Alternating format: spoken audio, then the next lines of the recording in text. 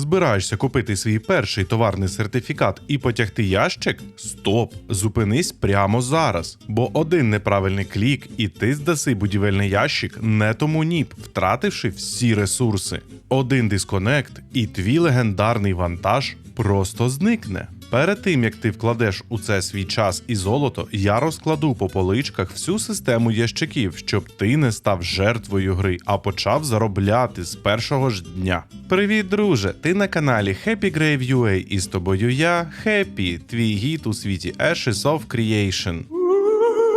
Crate System у Ashes of Creation – це фундаментальна зміна у економіці. Ящики стали фізичними об'єктами, які персонаж бере на спину, перевозить між поселеннями, може втрачати чи отримувати як трофей у PvP. Весь рух вантажів став максимально живим, тобто ящик дійсно видно в ігровому світі. Система робить логістику частиною геймплейної взаємодії і збільшує ризики та нагороди за транспортування цінних ресурсів. Щоб почати працювати з ящиками, треба купити товарний сертифікат у спеціального НІП в поселенні рівня 3 чи вище. І важливо, ящики можна продати тільки в іншому поселенні 3 або 4 рівня, тобто Village або Town відповідно. Наприклад, можна курсувати з Джоева до Міралет або з Нью-Аела в Калторум. За замовчуванням у будь-якому поселенні чи гавані можна купити білі та зелені сертифікати. Якщо ж хочеш рідкісніші, потрібно стати громадянином поселення і качати репутацію. З кожним наступним рівнем репутації відкривається доступ до наступної категорії сертифікатів. Підвищити репутацію та отримати квитки можна кількома способами. Мерські комісії дають репутацію та квитки. Брати мерські комісії можна біля самого мера, біля ратуші. Там є велика дошка, тож час від часу поглядай на неї. Buy orders – можна донатити ресурси на потреби поселення. Construction crates – якщо в поселенні є активне будівництво, здавши ящик, ти отримаєш репутацію. Натискаєш англійську N за замовчуванням, відкриваєш вікно поселення і дивишся, скільки досвіду потрібно до наступного рівня. Рівень 1 потребує 10 тисяч, другий 20 тисяч, третій 30 тисяч, а четвертий аж 40 тисяч репутації. Важливий лайфхак – здавай buy orders по одному. Кожне замовлення дає 250 репутацій і 10 квитків. Але якщо здати відразу, до прикладу, 10 штук, зарахується як одне замовлення. Це баг. Роби все вручну, одне за одним. Денний ліміт – 106 замовлень. Так само, як і інші предмети в грі, ящики мають різну рідкість. Хочеш дізнатися, який ящик отримаєш? Використовуй калькулятор Ashes Codex, вводиш рідкість матеріалів і бачиш результат. Посилання на нього буде в описі відео. Зараз, якщо тиснути Shift плюс клік на ящику в інвентарі, він покаже прибуток, але лише для звичайного Common варіанту. Він не враховує рідкість ящика та зменшення вартості від Diminishing Returns, а отже, різниця може бути значною. Пам'ятай, чим більше людей переносить вантаж тим самим маршрутом, тим менше він коштуватиме. За поточною інформацією, ціна падає десь кожні 200 доставок. Не хотілося б тягнути ящик 40 хвилин, щоб в кінці отримати копійки. Правда ж? Ми розглянули загальні деталі і тепер переходимо до кожного окремого типу ящиків. Спершу найпопулярніший ящик усіх часів – Market Crate.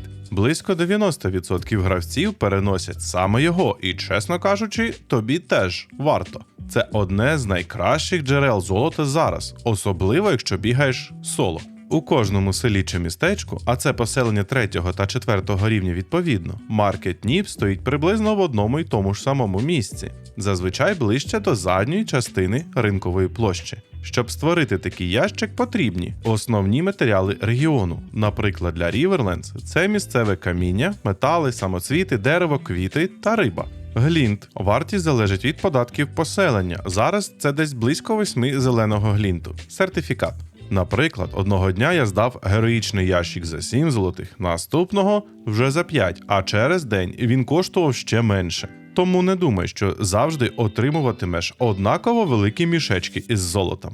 Citizen Crates працюють майже так само, як і Market Crates, але для крафту замість глінта використовуються квитки громадянина. Скільки в тебе квитків, можна подивитися в інвентарі біля показника золота. Для створення потрібні ті самі матеріали та сертифікат.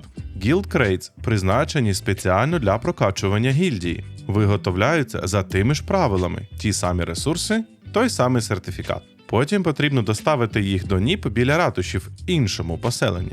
Це справді найшвидший спосіб прокачати гільдію. Береш ящик, біжиш з Міралету Калтором або навпаки, і вуаля! За один пробіг можна отримати купу гільдійського досвіду. А щоб подивитися поточний рівень своєї гільдії, натисни англійську U за замовчуванням. Construction Crates – це особливий тип ящика. Створити їх у самому поселенні можна лише за умови, що мер побудував Construction House. Наразі це можливо тільки у Калторум в Енвілс та у Вінстед, що в Ріверлендс. В іншому випадку доведеться тягнути ящик, бо зна звідки. Для Ріверлендс це Woodshop біля Breamore Farms та Agricultural Supply неподалік Church of the Seven Stars.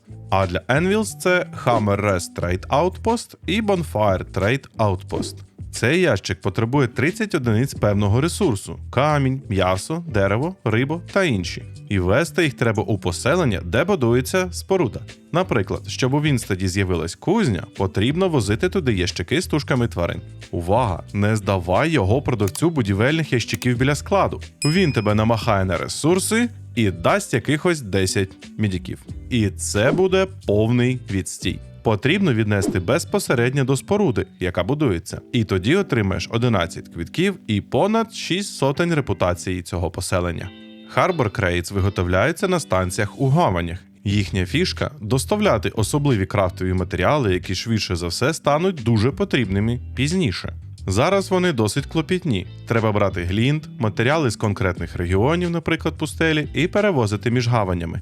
Я ще їх не тестував, та й кажуть, що зараз там є проблеми з місцевою рибою, яка потрібна для виготовлення. Як тільки буде можливість крафтити та відвести пак, підготую окреме невелике відео.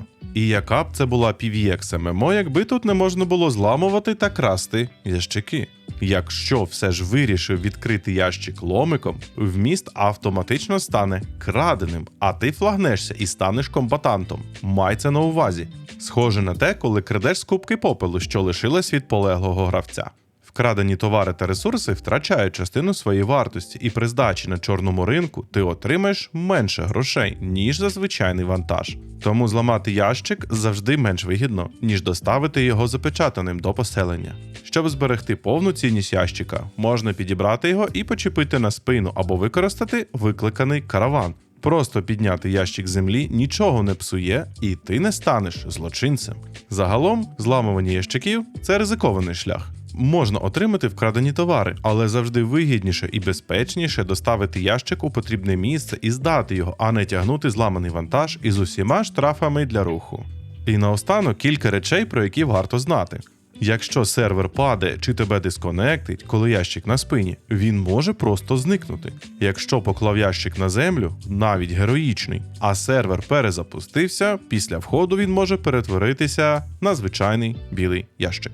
Є гравці, які спеціально йдуть у крапт і полюють на крейтранерів. Тож обирай маршрут з головою, а не через пекельну дорогу смерті.